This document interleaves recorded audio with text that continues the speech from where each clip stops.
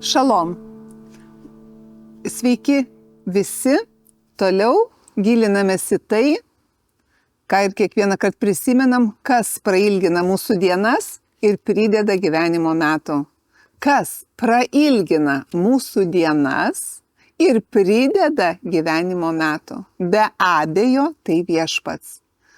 Ir mes šiandien, kaip ir praeitą kartą, kalbėjom apie 89 psalmę ir joje aiškiai Dievas ką sako ir pavyzdžiui Dovydas ką darė, sako, aš džiaugiuosi nuo pat ryto Viešpatie tavo varde. O žinot, kodėl džiaugiasi? Jis toliau sąmoningai supranta ir sako, kad tu esi Viešpatie mano stiprybė ir mano jėga. Mano stiprybė ir mano sveikata Viešpatie tu esi. Kad mano gyvenimas yra palaimintas ir išaukštintas tavyje. Ir kad Viešpatie, tu ir esi mano apsauga ir mano gyvenimo karalius, tai reiškia, tu karaliauji mano gyvenime. Tegu šitie žodžiai tiesiog pripildo jūsų įsitikinimus, vidinį suvokimą, kad tai, kad čia 89 psalmėje Viešpats sako, tai yra absoliuti tiesa. Ir kad ta tiesa prasiskverbtų į mūsų kiekvieno širdį. Tai reiškia, aš savo mintis pildysiu kuo?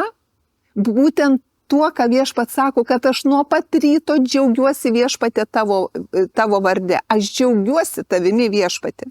Tai reiškia, neleidžiu savo nusiminti, neleidžiu savo nuliūsti. Ir jeigu labai sunki diena, iš karto ne į aplinkybės tą žiūrėsiu, bet iš karto prisiminsiu, kad Viešpatie, aš šiandien džiaugiuosi visą dieną Viešpatie kame tavo varde. Aš džiaugiuosi tavimi. Tu esi mano stiprybė. Nelygos mane kamuoja ir baigia nukamuoti. Arba yra tam tikri simptomai. Ne į simptomus šiandien aš fokusuosiuosi.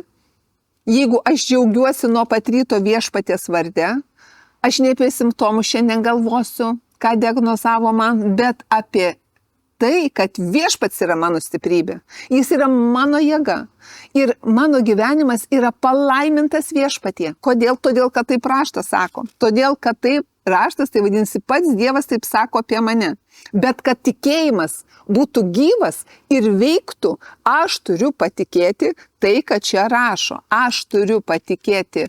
Jūs kiekvienas turite tuo patikėti, į tai atkreipti savo atkreipti savo dėmesį ir palenkti savo ausis, dėmesingai klausyti ir savo sąmoningai sakyti, kad ne aplinkybė, ne diagnozė šiandien mane valdo, ar ne žmogus vienas ar kitas daro,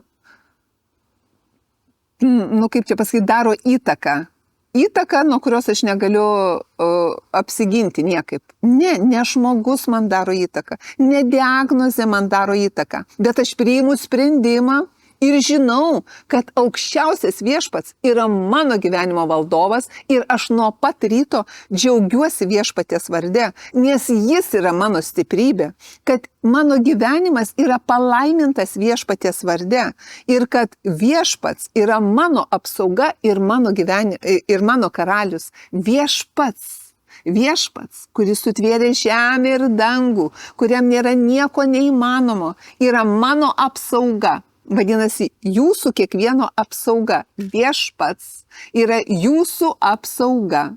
Aš tiesiog noriu perduoti, ištransliuoti ir gal garsiau kartais pradedu kalbėti tik todėl, kad maksimaliai danešti, kad jūs atkreiptumėte dėmesį, kad tai, ką Dievas sako, tai yra jums kiekvienam. Jeigu aš patikiu Viešpačiu, jeigu aš priimu Viešpatį, jeigu aš savo gyvenimą atiduodu Viešpačiu, šitie žodžiai, Dievo pasakyti žodžiai, yra jums šiandien Dievo valia. Jums ir man Dievo valia va tokia, kad Viešpats yra mano apsauga ir mano gyvenimo karalius. Kas gali karaliauti jūsų gyvenimuose?